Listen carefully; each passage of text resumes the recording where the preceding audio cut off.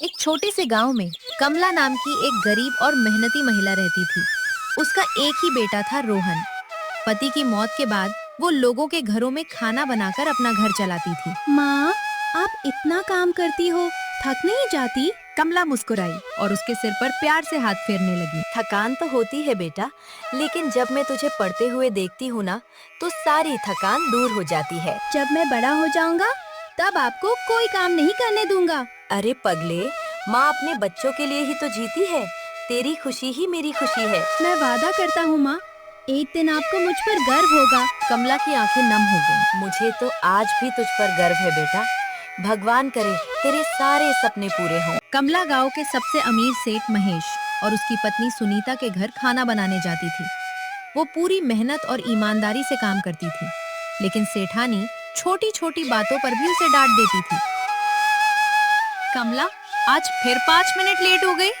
मालकिन, रास्ते में पानी भरा था, इसलिए देर हो गई। मुझे ये बहाने मत सुनाओ, तुम्हें समय पर आना चाहिए था। माफ कर दीजिए मालकिन, आगे से ध्यान रखूंगी। ठीक है, अब जल्दी रसोई में जाओ, आज बहुत काम है और मेहमान भी आने वाले हैं। कमला चुपचाप सिर झुकाकर रसोई की ओर चली गई, क्योंकि वो जानती थी कि जवाब देने से बात और बिगड़ जाएगी। कमला चाहे जितनी मेहनत कर ले, सेठ और सेठानी कभी उसकी तारीफ नहीं करते थे। कमला, ज्यादा खुश मत हुआ करो। तुम्हें यहाँ काम करने के पैसे मिलते हैं, कोई एहसान नहीं कर रही हो। जी मालिक, मैं तो बस अपना काम ठीक से करने की कोशिश करती हूँ। कोशिश वोशिश छोड़ो, हमें सिर्फ काम चाहिए। अगर काम नहीं होता तो गांव में और भी बहुत लोग हैं। जी मालकिन, मैं ध्यान रखूंगी। एक शाम रोहन को अचानक तेज बुखार हो गया। उसका शरीर तप रहा था और वो कमजोरी से ठीक से उठ भी नहीं पा रहा था।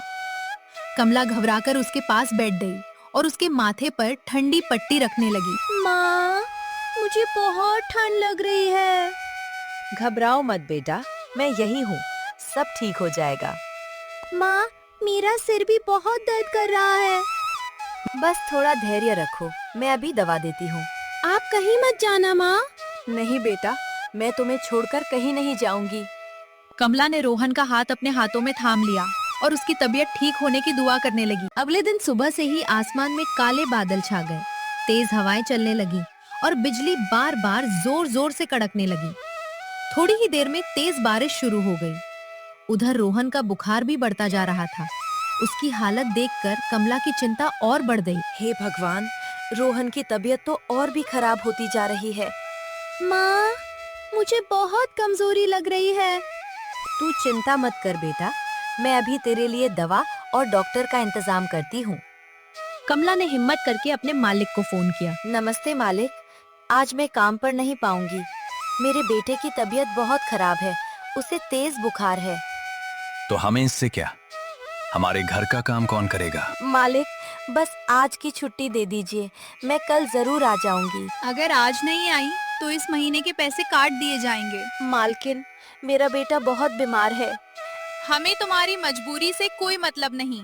आना है तो आओ, नहीं तो नौकरी छोड़ दो। मालिकों की बातें सुनकर कमला की आंखों में आंसू आ गए। ठीक है मालिक, मैं आज से ये नौकरी छोड़ रही हूँ। जैसी तुम्हारी मर्जी, तुम्हारी जगह और भी लोग मिल जाएंगे। अब दोबारा यहाँ आने की जरूरत नहीं है। ठीक है मालकिन, भगवान आपका भला करे। फोन रखने के बाद कमला गहरे सोच में डूब गई। हे भगवान, अब घर कैसे चलेगा? हमारे खाने पीने का खर्च कैसे चलेगा? माँ, आप चिंता मत करो, सब ठीक हो जाएगा। हाँ बेटा, भगवान पर भरोसा है, वो जरूर कोई रास्ता दिखाएगा। अगली सुबह कमला रसोई में बैठी गहरी सोच में डूबी थी। तभी उसे याद आया कि उसके हाथ का बना खाना हमेशा सबको बहुत पसंद आता था। उसी समय उसके मन में एक नया विचार आया। अगर मैं चाउमीन का ठेला लगा लूं तो शायद इससे हमारा घर चल जाए। वाह माँ, ये तो बहुत अच्छा विचार है। आपकी बनाई चाउमीन सबको जरूर पसंद आएगी। अगर भगवान ने साथ दिया तो यही हमारी नई शुरुआत होगी। मैं भी आपकी पूरी मदद करूँगा माँ। अपनी कुछ बची हुई जमा पूंजी और थोड़ी सी हिम्मत के सहारे कमला ने एक छोटा सा चाउमीन का ठेला तैयार कर लिया। हे भगवान, मेरी मेहनत सफल करना, बस इतना आशीर्वाद देना कि मैं अपने बेटे का भविष्य संवार सकूं। आप बिल्कुल चिंता मत करो माँ, आपकी मेहनत कभी बेकार नहीं जाएगी। चलो बेटा, आज से हमारी नई शुरुआत होगी। आप जरूर सफल होंगी माँ, मुझे आप पर पूरा भरोसा है। कमला ने गांव के किनारे अपना छोटा सा चौमिन का ठेला लगा लिया। उसने सारी तैयारी बड़े मन से की और उम्मीद भरी निगाहों से आने जाने वाले लोगों को देखने लगी। लगता है लोगों को अभी मुझ पर भरोसा नहीं है। माँ आप चिंता मत करो, थोड़ा और इंतजार करते हैं, कोई ना कोई जरूर आएगा। हाँ बेटा, भगवान पर भरोसा है, मेहनत कभी बेकार नहीं जाती। देखना माँ, जल्दी आपका ठेला ग्राहकों से भर जाएगा। उसी समय महेश सेठ और उसकी पत्नी सुनीता अपनी कार से वहां से गुजरे। सड़क किनारे कमला का छोटा सा चौमिन का ठेला देखकर दोनों रुक गए। अरे देखो सुनीता, हमारी पुरानी नौकरानी अब चौमिन बेच रही है। इसके हाथ की सड़ी हुई चौमिन कौन खाएगा? लोग तो पास भी नहीं आएंगे। 2-4 दिन में खुद ही ठेला समेट कर वापस नौकरी मांगने आ जाएगी। आज आप हंस लीजिए, एक दिन मेरी मेहनत ही मेरा जवाब होगी। सेठ और सेठानी की बातें सुनकर कमला का दिल टूट गया। उसकी आंखें नम हो गईं। मैंने इनका क्या बिगाड़ा था? मैंने तो हमेशा ईमानदारी से ही काम किया था। माँ आप दुखी मत होइए, एक दिन यही लोग आपकी मेहनत और सफलता पर गर्व करेंगे। बस बेटा, भगवान करे तुम्हारी बात सच हो जाए। जरूर होगी माँ, मेहनत करने वालों की कभी हार नहीं होती। काफी देर इंतजार करने के बाद एक कॉलेज का लड़का वहां से गुजरा। ताजी सब्जियों और मसालों की खुशबू उसकी ओर आने लगी। उसने ठेले के पास रुककर चारों तरफ देखा और चौमिन खाने का फैसला किया। कमला के चेहरे पर पहली बार उम्मीद की हल्की सी मुस्कान आ गई। माँ जी, एक प्लेट गर्मा गर्म चौमिन बना दीजिए। अभी बनाती हूँ बेटा, बस 2 मिनट इंतजार करो, ताजी चौमिन तैयार कर देती हूँ। माँ देखो, हमारा पहला ग्राहक आ गया। हाँ बेटा, भगवान ने हमारी मेहनत सुन ली। जैसे ही लड़के ने पहला निवाला खाया, उसके चेहरे पर खुशी साफ दिखाई देने लगी। वाह, इतनी स्वादिष्ट चौमिन मैंने आज तक कहीं नहीं खाई। सच बेटा, अगर तुम्हें पसंद आई तो मेरी मेहनत सफल हो गई। बिल्कुल, इसका स्वाद तो किसी बड़े रेस्टोरेंट से भी अच्छा है। धन्यवाद भैया। मैं अभी अपने दोस्तों को भी बुलाता हूँ, उन्हें भी ऐसी चौमिन जरूर खिलाऊंगा। पहले ग्राहक की तारीफ सुनते ही धीरे धीरे और लोग कमला के ठेले पर आने लगे। कुछ ही देर में वहाँ ग्राहकों की छोटी सी लाइन लग गई। गर्मा गर्म चौमिन की खुशबू पूरे इलाके में फैल गई और कमला खुशी खुशी सबके लिए चौमिन बनाने लगी। बहन जी, मुझे 2 प्लेट गर्मा गर्म चौमिन देना। मेरे लिए भी एक प्लेट पैक कर दीजिए। सब लोग आपकी चौमिन की इतनी तारीफ कर रहे हैं, मेरे लिए भी एक प्लेट बना दीजिए। जरूर, बस 2 मिनट इंतजार कीजिए, सबको गर्मा गर्म चौमिन मिलेगी। माँ देखो, हमारा ठेला तो ग्राहकों से भर गया। कुछ ही दिनों में कमला के चौमिन के ठेले की चर्चा पूरे इलाके में होने लगी। माँ आज तो फिर से सारा सामान खत्म हो गया, अब तो हमें कल और ज्यादा सामान लाना पड़ेगा। हाँ बेटा, ये सब भगवान की कृपा और हमारी मेहनत का फल है। मैंने कहा था ना माँ, आपकी बनाई चौमिन सबको जरूर पसंद आएगी। भगवान का लाख लाख शुक्र है, अब लगता है हमारी जिंदगी बदलने लगी है। अगले दिन कमला के ठेले पर ग्राहकों की भीड़ लगी थी। ये सब देखकर महेश सेठ और उसकी पत्नी सुनीता के मन में जलन और गुस्सा भर गया। उन्हें बिल्कुल पसंद नहीं आ रहा था कि उनकी पुरानी नौकरानी अब मेहनत के दम पर सफल हो रही है। देखो सुनीता, एक नौकरानी आज हमसे ज्यादा कमाई करने लगी है। हाँ, लेकिन ये खुशी ज्यादा दिन नहीं टिकेगी। देखना, जल्द ही इसका ठेला बंद हो जाएगा। जिस दिन इसके ग्राहक कम होंगे, ये खुद हमारे पास नौकरी मांगने आएगी। तब इसे पता चलेगा कि हमारी बराबरी करना कितना मुश्किल है। कमला के जाने के बाद महेश सेठ और सुनीता ने जल्दबाजी में एक नई नौकरानी रख ली। उन्होंने बिना उसके काम की जांच किए ही उसे रसोई की पूरी जिम्मेदारी सौंप दी। नई नौकरानी को न स्वादिष्ट खाना बनाना आता था और न ही साफ सफाई का ध्यान रखना। मालिक, खाना तैयार है, जैसा मुझे आता था मैंने वैसा ही बना दिया है। ठीक है, चलो देखते हैं।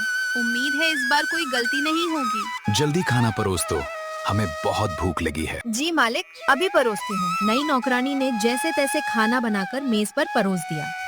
खाने में न स्वाद था, न खुशबू और न ही साफ सफाई का ध्यान रखा गया था। जैसे ही सेठ और सेठानी ने पहला निवाला खाया, दोनों का चेहरा बिगड़ गया। उन्हें तुरंत समझ आ गया कि नई नौकरानी खाना बनाने में बिल्कुल अनाड़ी है। ये क्या बनाया है? इसमें न स्वाद है न मसाला। ऐसा बेस्वाद खाना तो कोई खा ही नहीं सकता। मालिक, मुझे जितना आता था मैंने वैसा ही बनाया है। इतने खराब खाने के लिए हमने तुम्हें काम पर नहीं रखा था। मालकिन, अगली बार और अच्छा बनाने की कोशिश करूंगी। कुछ दिनों बाद नई नौकरानी ने फिर से खाना बनाया। पूरे परिवार ने वही खाना खाया, लेकिन खाना ठीक से पका नहीं था और साफ सफाई का भी ध्यान नहीं रखा गया था। खाना खाने के कुछ ही देर बाद सेठ के बेटे की तबीयत अचानक बिगड़ने लगी। उसके पेट में तेज दर्द होने लगा और उसे उल्टियां आने लगी। पूरा घर घबरा गया। पापा, मेरे पेट में बहुत तेज दर्द हो रहा है, मुझे बचाइए। अरे, ये अचानक क्या हो गया? जल्दी डॉक्टर को बुलाओ। नहीं, देर मत करो, तुरंत अस्पताल चलते हैं। मम्मी, मुझे बहुत तकलीफ हो रही है। जल्दी गाड़ी निकालो, 1 मिनट भी देर नहीं करनी चाहिए। अस्पताल पहुंचते ही डॉक्टरों ने सेठ के बेटे की जांच की। कुछ देर बाद रिपोर्ट देखकर डॉक्टर बाहर आए। उनके चेहरे की गंभीरता देखकर सेठ और सेठानी घबरा गए। घबराइए मत, लेकिन आपके बेटे को फूड पॉइजनिंग हुई है। लगता है उसने दूषित या खराब खाना खाया है। क्या? Food poisoning? लेकिन ऐसा कैसे हो सकता है? डॉक्टर साहब, हमारा बेटा ठीक तो हो जाएगा ना? फिलहाल इलाज शुरू कर दिया गया है। आगे से खाने की साफ सफाई का विशेष ध्यान रखिए, नहीं तो ऐसी लापरवाही भारी पड़ सकती है। अस्पताल से लौटते समय सेठ और सेठानी पूरे रास्ते चुप थे। उन्हें अपनी गलती का एहसास हो चुका था। हमने कमला के साथ बहुत बुरा किया। उसने हमेशा ईमानदारी से काम किया, फिर भी हमने उसकी इज्जत नहीं की। तुम सही कह रही हो। आज समझ आया कि अच्छे इंसान की कीमत क्या होती है। हमें उससे माफी मांगनी चाहिए। हाँ, और अगर वो माफ कर दे तो उससे वापस आने की भी विनती करेंगे। अगले दिन सेठ और सेठानी सीधे कमला के मशहूर चौमिन स्टॉल पर पहुंचे।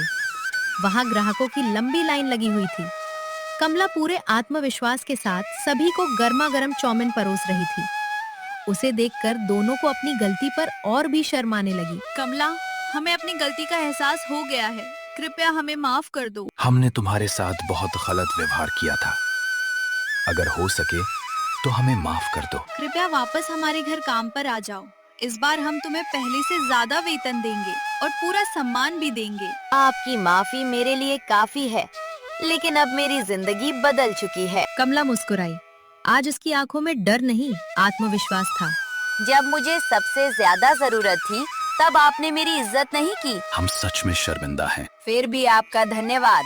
अगर आपने मुझे अपमानित ना किया होता तो शायद मैं कभी अपने पैरों पर खड़ी नहीं हो पाती। माँ, अब सब लोग आपको जानते हैं। हाँ बेटा, मेहनत और आत्मसम्मान से बड़ी कोई दौलत नहीं होती।